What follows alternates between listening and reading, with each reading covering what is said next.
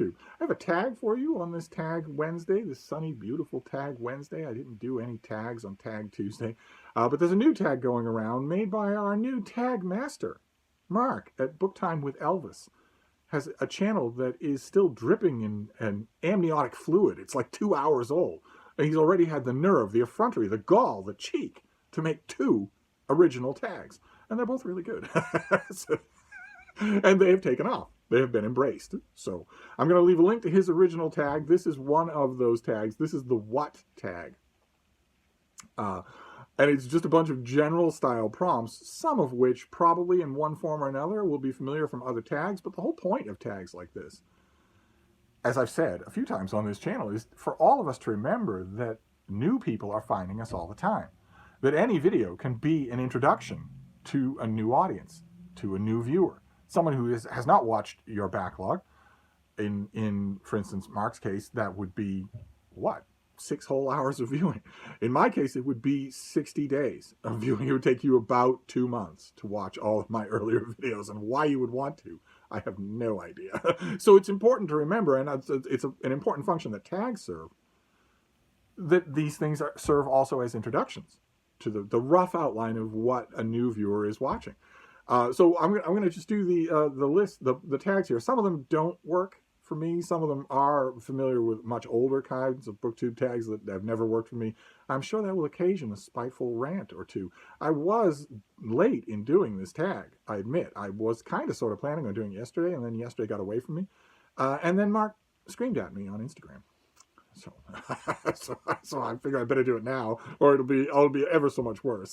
So prompt number 1 is, what is the oldest book that you own?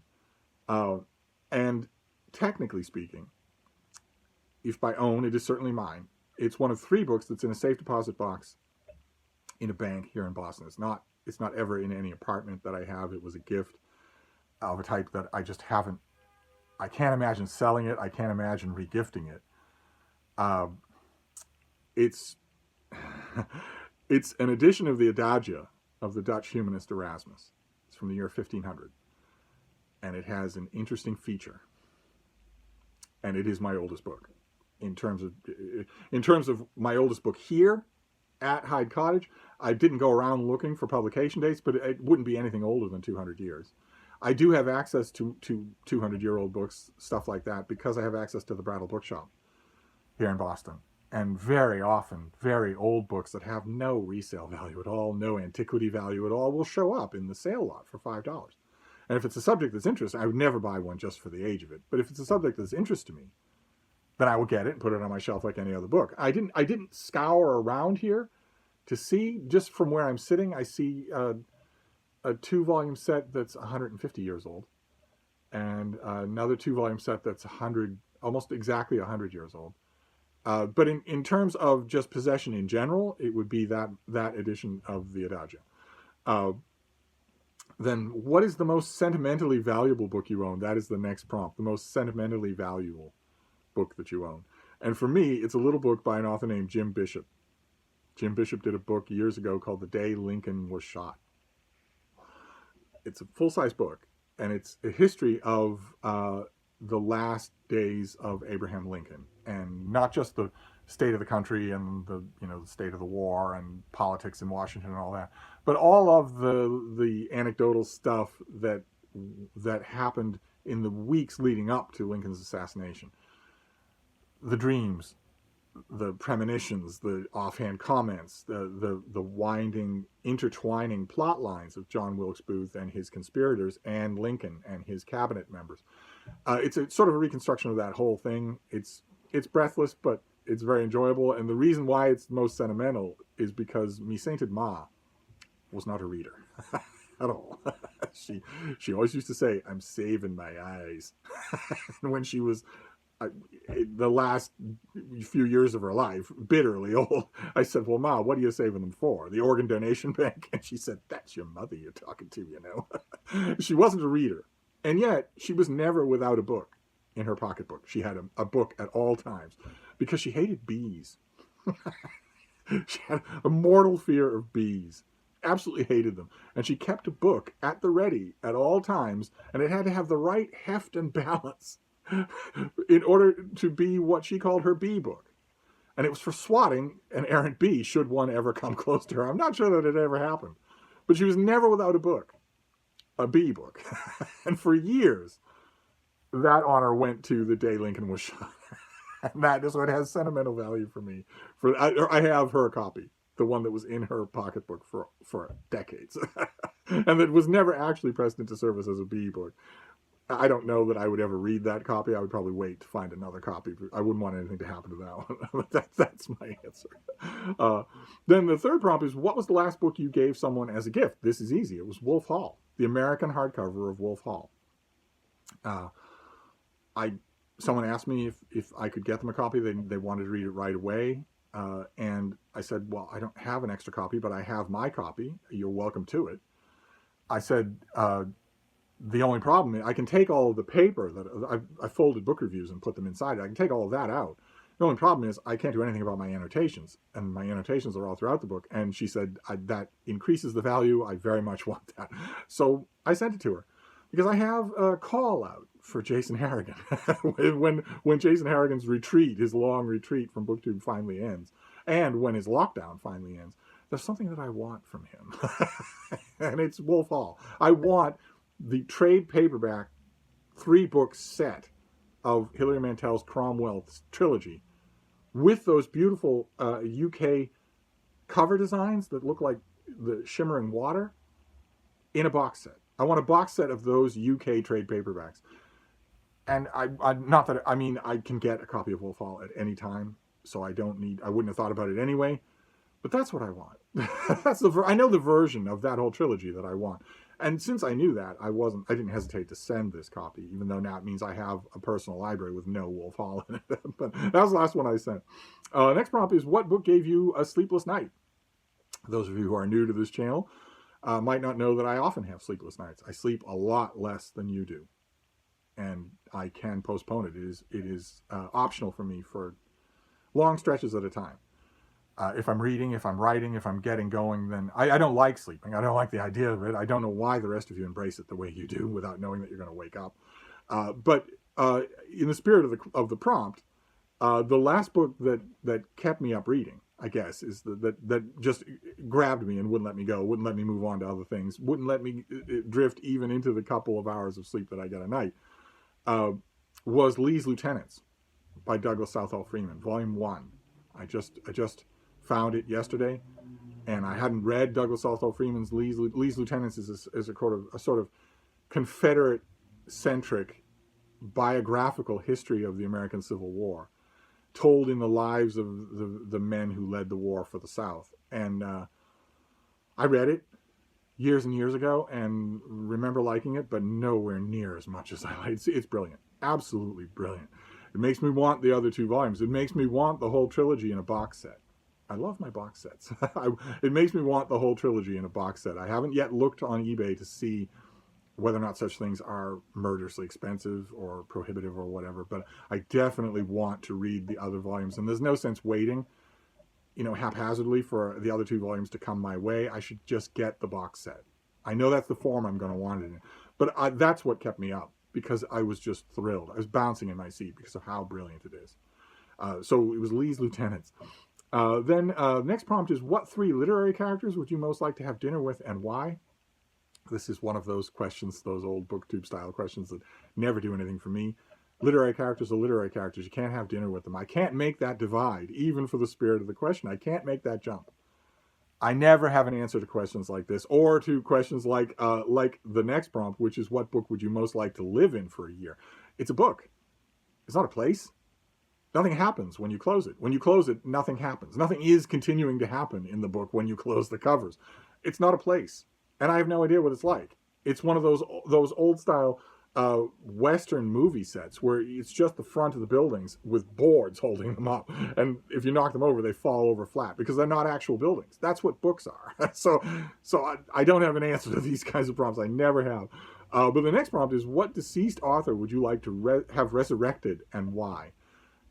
First of all, the question gives me the creeps a little, because I know the spirit in which it's intended, but resurrection means zombies for me, and that's a horrifying thought. That's monkey's paw.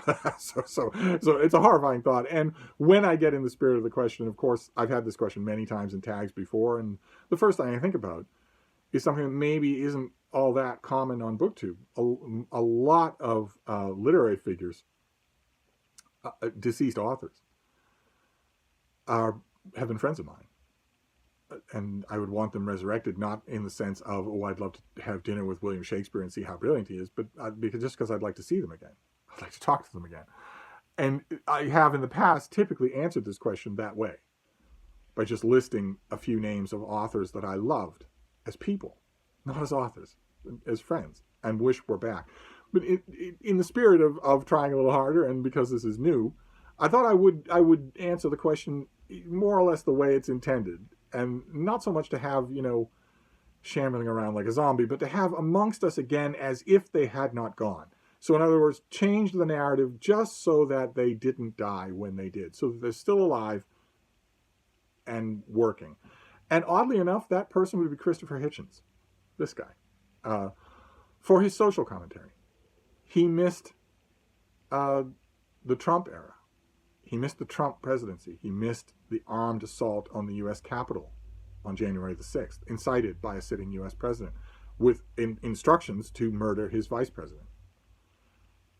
Where it was the heroism of Capitol guards and random chance that was all that stood between us and now having imprinted on our brains video footage of Nancy Pelosi being decapitated, of AOC being dragged screaming along the floor of the U.S. Capitol. You couldn't hold business there anymore. It would be totally defiled.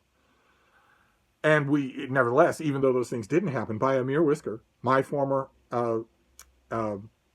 governor, Mitt Romney, would have been lynched by the mob in a heartbeat. He came an inch away from that happening. He turned left instead of right, or he would have died on camera. And even though those things didn't happen, we still have images of the Confederate flag being walked through the halls of the Capitol. We still have images of a gibbet with a noose erected on the grounds of the Capitol in order to kill people, in order to kill serving members of Congress. Hitchens didn't get to see any of that. He didn't get to see Brexit. He didn't get to see COVID. He didn't get to see any of this. And he and I disagreed on a lot. We argued in print a couple of times, but I always loved seeing what that brain of his would do with some familiar new work in the headlines. I always valued that, even if I didn't agree with it. Imagine supporting a military adventure in the Middle East. Imagine that, just to be contrary. Just because someone that you don't like personally from a dinner party is condemning it. But one way or another, I would like to have him here observing all of that, whether I agree with him or not. He was a perfect example of a valuable voice to have in the public discourse, and he's gone. And so in the spirit of the question, I wish he weren't. Then the next prompt is, what book turned out to be the biggest surprise for you? I get surprised by books all the time. The biggest one lately was a bad surprise. That was a book I've mentioned on this channel before, Peter Mandelson's new novel, The Delivery, which is interesting and sparse and sort of page-turning in its own way, up until its last 5 pages. And then the last 5 pages blow apart the reading experience. They invalidate the reading experience in a way that I can't describe without ruining the book, but the book will be ruined for you when you read it and from the library or whatever and get to that end. And if it doesn't, I'd be happy to explain to you. I'd be happy to explain how what you're seeing does ruin it for you, and maybe you've just been numbed by how bad contemporary fiction is that you didn't see it. One way or another, that was the biggest surprise for me, because this guy has some talent and had to have seen what the ending of his book did to the rest of the book. Did it anyway. Then what book that has already been published do you wish you had written? I don't get this question. I don't really understand it. I certainly don't look at someone else's book and say, I wish I'd written that. It might be that I look at another book and think, well, that's a great idea for a book, but I never think, that it's only one customer per idea. ideas are anybody's. You could write 10 books on the same idea. Plenty of authors make a living doing that. I don't ever look at someone's book and think, gee, I wish I'd done that, because what am I going to be looking at? Their turns of phrase, mine are just as good. Their insights, mine are just as interesting. So I don't ever do that. I can't think of a book that would answer this question. And then the last prompt is, what book has had the most influence or impact on your life so far? I think this question is meant to be all touchy-feely, granola, new agey impact, that sort of thing. I don't know for sure, but there are any number of, who knows how much Horace has changed my life, or Shakespeare. But I can give a specific answer in the immediate term, and that book is 31 Days by Barry Worth. Came out in 2006. It's a history of the interval between the end of Richard Nixon's presidency and the decision by Jerry Ford to pardon him and move on as an unelected president. And the reason that it changed my life is because a friend of mine suggested that I review it. A friend of mine back in 2006 suggested that I review it. After 25 years of not reviewing things, he suggested, well, why don't you know this period really well, why don't you review this? I have a friend who has a venue and he's looking for reviewers. And I did, and I can honestly say that changed my life more than any book has in the immediate term, because I haven't stopped. I've just kept going from there. I got back into book reviewing, in other words. Slowly at first, while I was still doing other things, but now totally. And it just happened, it could have been any other book, but it just happened to be that book that I reviewed for the Columbia Journal of American Studies, the website only content for the Columbia Journal of American Studies. And I think due to some sort of problem with the website, I'm not sure that review is still available. Unless I've never actually figured out how to use the so-called Wayback Machine. So I'm not 100% sure if it would be there. I'm assuming that it would be. But I know the last time I went to the Columbia Journal of American Studies website, I could not find that review. I was naturally curious, because that's the one that started, that's the pebble that started the avalanche. That's the one that started me back in the whole business of book reviewing. And it's been thousands of book reviews since then.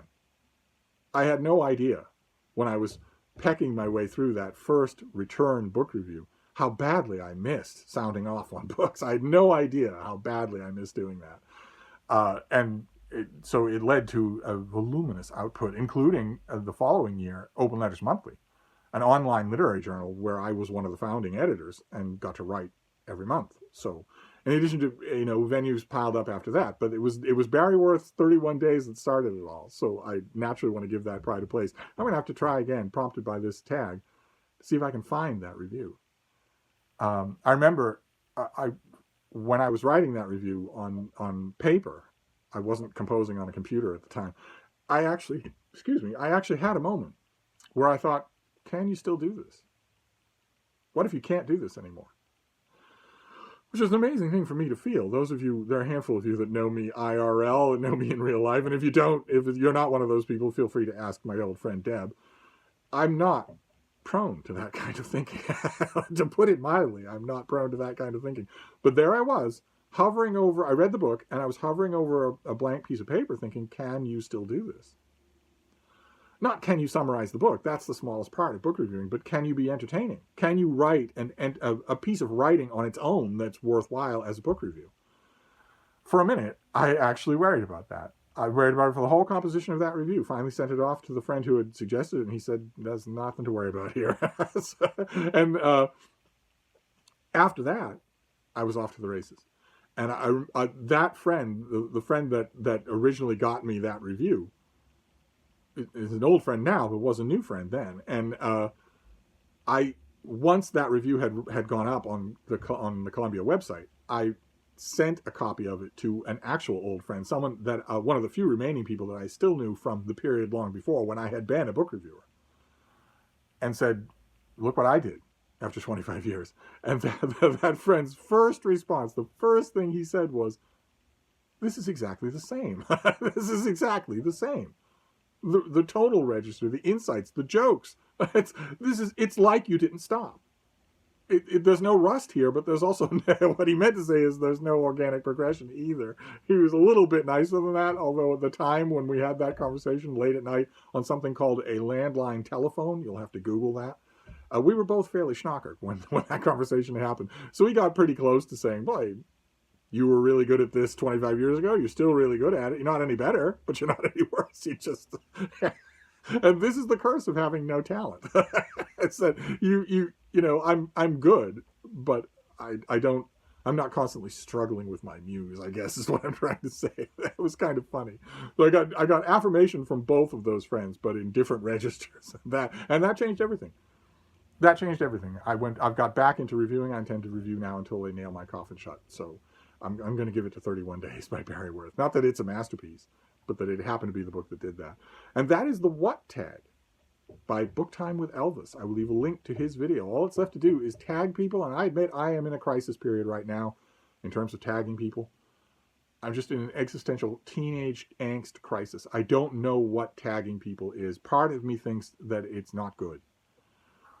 Part of me thinks that what it has been viewed as the lamest ending to a tag possible, which is to just say, if you're watching this video, do this tag, and not name anyone specifically, might be the best response to tagging, even though I know perfectly well how nice it is to be tagged. Mark didn't tag me for this. He yelled at me on Instagram, but he didn't tag me for this tag because he hates me, because I smell. And I think because he thinks his dog is cuter than mine. One way or another, I know the joy that comes from being tagged. And the whole point of a tag is that you tag people, not just that you yourself get tagged. And yet, I don't have anyone singled out to tag this. I want everyone to do this, including new channels.